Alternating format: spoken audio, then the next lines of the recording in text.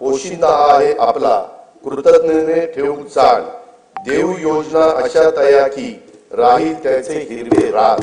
सांडपाण्यावर प्रक्रिया करून त्या पाण्याचा वापर उद्योग आणि शेतीसाठी करण्यात येणार आहे।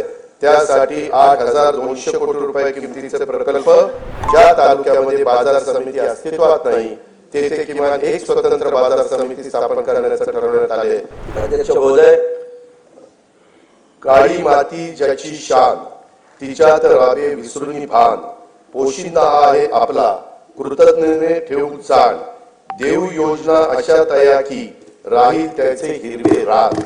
शेती आणि शेतकरी हा आपल्या जीवनाचा मूलाधार आहे। त्यांच्याबद्दल कृतज्ञता व्यक्त करून मी आता शेती आणि शेती संबंधित क्षेत्राच्या योजना आणि तरतुदीकडे वळतो। नानाजी देशमुख कृषी संजीवनी प्रकल्पाचा दुसरा टप्पा 21 जिल्ह्यातील 7,201 गावांमध्ये राबवण्यात येत असून या प्रकल्पासाठी सन 2025-26 मध्ये 351 कोटी 42 लाख रुपयाचा निधीद्वय प्रस्तावित आहे।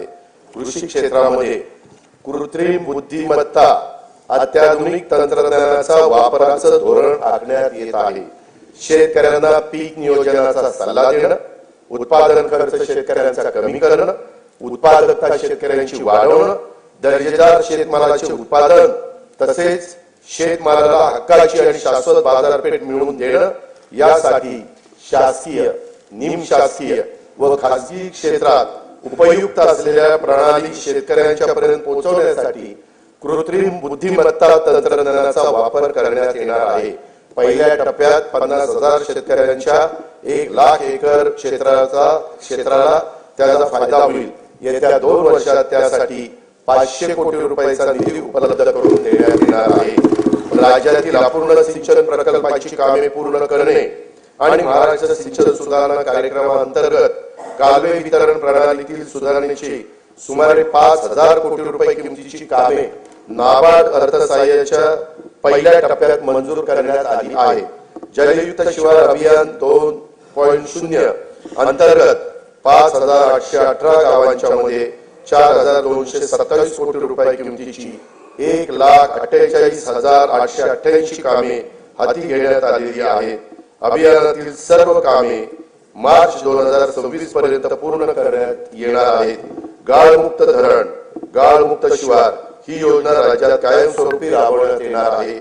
सन 2025-26 मध्ये 6.45 कोटी घनमीटर गाळ काढण्याचं उद्दिष्ट निश्चित करण्यात आलं असून त्याकरता 382 कोटी रुपये खर्च अपेक्षित आहे।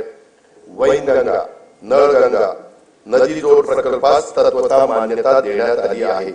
या प्रकल्पाची अंदाजित किंमत 88,574 कोटी रुपये असून प्रकल्पाचे लाभ क्षेत्र 3,71,277 हेक्टर राहणार आहे।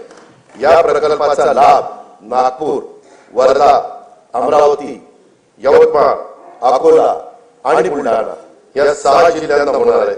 प्रकल्पाची सविस्तर सर्वेक्षण अन्वेषणाची कामे ही सुरू आहेत।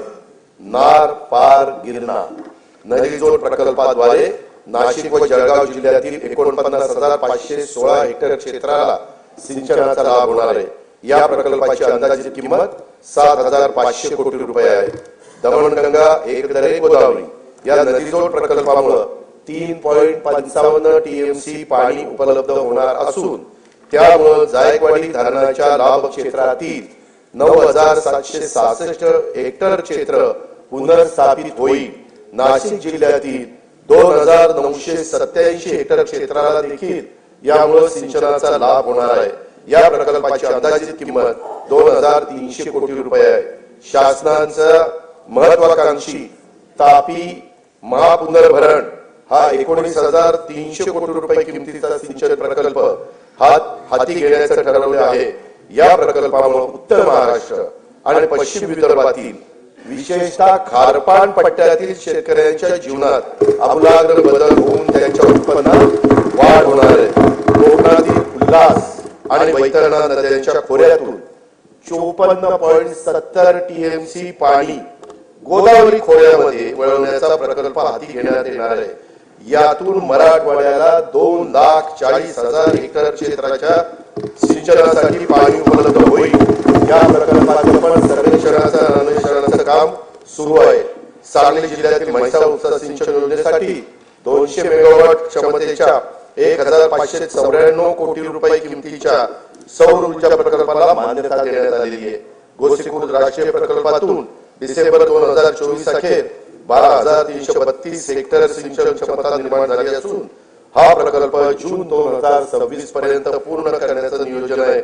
सन 2025-26 करता 1,460 कोटी रुपयाचा नियतव्यय याकरता प्रस्तावित आहे. उदंचन जलविद्युत प्रकल्पाद्वारे वीज निर्मिती व वीज वापराचे संतुलन साधून सुरळीत वीज पुरवठा करणं शक्य होतं. सार्वजनिक खासगी भागीदारीद्वारे राज्यातील 38 उदंचन जलविद्युत प्रकल्पासाठी सामंजस्य करार करण्यात आले असून त्यातून 2.95 लाख कोटी रुपयाची गुंतवणूक व 90,000 रोजगार निर्माण होणार आहेत. मुख्यमंत्री बळीराजा मोफत वीज योजनेअंतर्गत 7.5 हॉर्सपॉवर पर्यंतच्या 45 लाख कृषी पंपांना मोफत वीज पुरवण्यात येत आहे. डिसेंबर 2024 अखेर 7,978 कोटी रुपयांची वीज सवलत या योजनेच्या द्वारे देण्यात आली आहे. केंद्र शासनाच्या राष्ट्रीय नैसर्गिक शेती अभियानांतर्गत 2,13,625 लाभार्थी शेतकऱ्यांना येत्या 2 वर्षासाठी 255 कोटी रुपयांचा निधी उपलब्ध करून देण्यात येणार आहे. ग्रामपंचायत स्तरावर स्वयंचलित हवामान केंद्र उभारण्यात येणार आहेत. त्यासाठी देखील आवश्यक तो निधी उपलब्ध करून देण्यात येईल. राज्यातील सर्व नगरपालिका क्षेत्रातील सांडपाण्यावर प्रक्रिया करून त्या पाण्याचा वापर उद्योग आणि शेतीसाठी करण्यात येणार आहे. त्यासाठी 8,200 कोटी रुपये किमतीचे प्रकल्प हाती घेण्यात येणार आहेत. राज्यातील बांबू उत्पादक शेतकऱ्यांना प्रोत्साहन देणे, बांबूला बाजारपेठ उपलब्ध करून देणे आणि बांबू आधारित उद्योगांना चालना देण्यासाठी राज्यात 4,300 कोटी रुपये किमतीच्या बांबू लागवड प्रकल्प राबवण्यात येणार आहे. संयुक्त राष्ट्र संघाने सन 2025 हे वर्ष आंतरराष्ट्रीय सहकार वर्ष म्हणून घोषित केले आहे.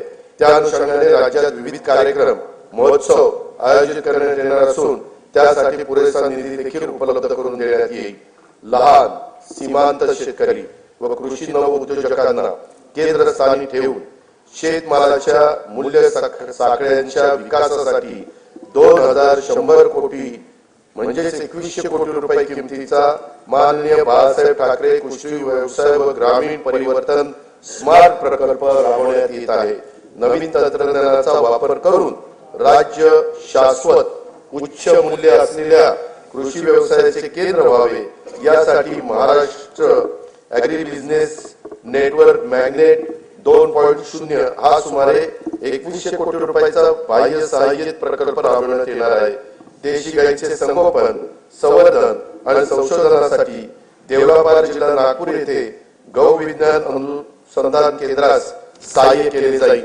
नवी मुंबईत महामुंबई आंतरराष्ट्रीय बाजार, मुंबईत मरोळमध्ये आंतरराष्ट्रीय मत्स्य बाजार तसेच आरमोरी जिल्हा गडचिरोली येथे रेशीम कोष खरेदी विक्री बाजारपेठ स्थापन करण्यात येणार आहे. ज्या तालुक्यामध्ये बाजार समिती अस्तित्वात नाही तेथे किमान एक स्वतंत्र बाजार समिती स्थापन करण्याचे ठरवण्यात आले. त्यासाठी एक तालुका एक बाजार समिती योजना राबवण्यात येणार आहे. कृषी क्षेत्रातील 16,000 मेगावॉट विजेची मागणी हरित ऊर्जेतून पूर्ण करण्याचे उद्दिष्ट ठेवण्यात आले आहे. शेतकऱ्यांना दिवसा विश्वासार्ह वीज पुरवठा करणं शक्य व्हावं यासाठी 27 जिल्ह्यांच्या मध्ये मुख्यमंत्री सौर कृषी वाहिनी योजना 2.0 मधून 2,779 विद्युत उपकेंद्रासाठी सौर प्रकल्प हाती घेण्यात आले असून ते ऑक्टोबर 2026 पर्यंत पूर्ण होणार आहे. जानेवारी 2024 पासून आतापर्यंत 2,90,129 सौर कृषी पंप स्थापित करण्यात आले आहेत. सध्या प्रत्येक दिवशी 1,000 पंप या गतीने सौर कृषी पंपाची स्थापना करण्यात येत आहे. बी बियाणं, यंत्रसामुग्री, खते आणि शेतमालाच्या वाहतुकीसाठी महत्वाच्या असलेल्या शेत व पाणंद रस्त्याच्या बांधणीसाठी बळीराजा शेत व पाणंद रस्ते रामटेकच्या धर्तीवर ही योजना सुरू करण्यात येणार आहे.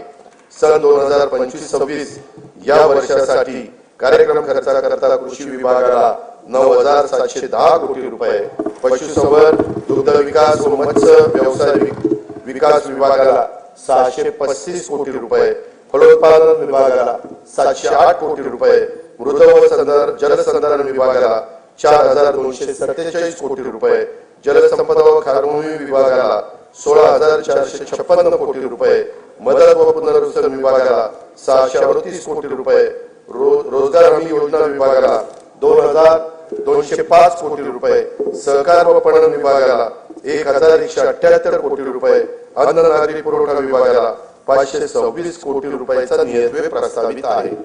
महिला, बालके, युवक, गरीब व वंचित घटकांवर लक्ष केंद्रित करून त्यांच्यासाठी अन्न सुरक्षा, निवारा, पिण्याचे शुद्ध पाणी, आरोग्य सेवा, शिक्षण सुविधा आणि रोजगाराच्या संधी उपलब्ध करून त्याद्वारे सर्वसामान्य माणसांच्या जीवनात गुणात्मक बदल घडवण्यासाठी राज्यात लोककल्याणकारी योजनांची अंमलबजावणी करण्यात येत आहे.